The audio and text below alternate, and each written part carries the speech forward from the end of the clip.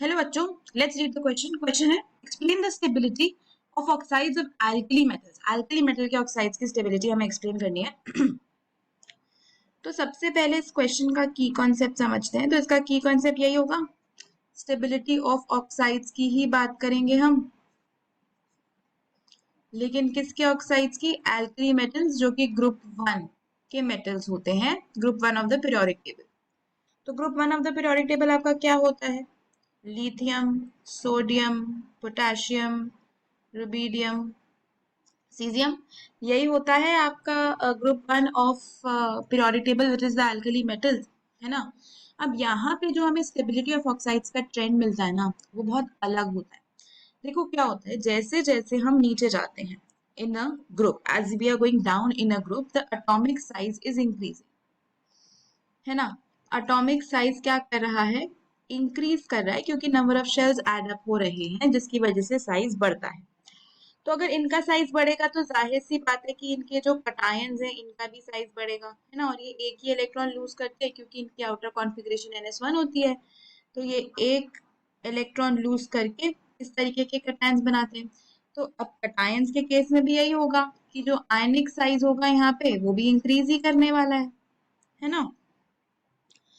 तो देखो क्या होता है, जो लार्जर कटायंस होते हैं ना, जो लार्जर कटायंस होते हैं, they are stabilized by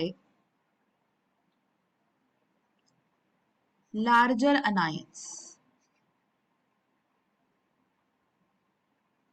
तो अगर हम देखें ना, तो इसमें से सिर्फ एक लिथियम है जो बनाता है, मतलब लिथियम ही पर्टिकुलरली अगर हम बात कर ले, तो लिथियम ही बनाता है लिथियम ऑक्साइड, जो कि आपकी होती है Li2O। मतलब यहाँ पे जो आयन इन्वॉल्व है वो आपका O2 माइनस है, जहाँ पे 2 आपका वैलेंसी में है ना। जो नॉर्मल आपका ऑक्साइड आयन होता है वही। लेकिन अगर वहीं पे हम बात करें ना Na की, तो Na बना देता है परऑक्साइड, सोडियम का परऑक्साइड बनता है।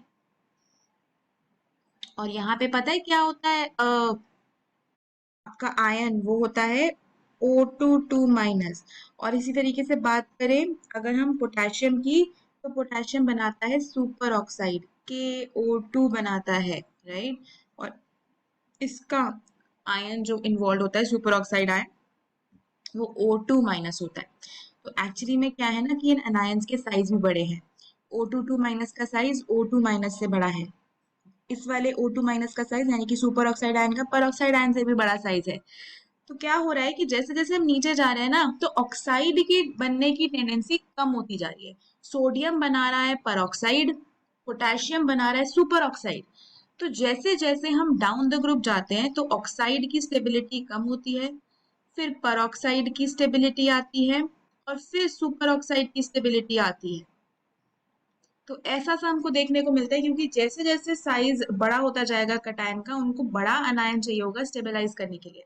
तो जो पोटेशियम के साथ अनायन लगा हुआ है सुपर ऑक्साइड आयन, ये बहुत ज्यादा स्टेबल है, राइट। तो अगर ओवरऑल ऑक्साइड्स की ही स्टेबिलिटी की बात करें, तो that is going to decrease down the group, right.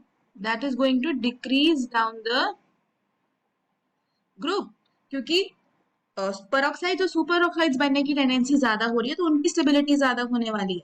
तो स्टेबिलिटी ऑफ ऑक्साइड्स का कहने का मतलब ये हुआ कि जो लिथियम का ऑक्साइड है वो सबसे ज्यादा स्टेबल है।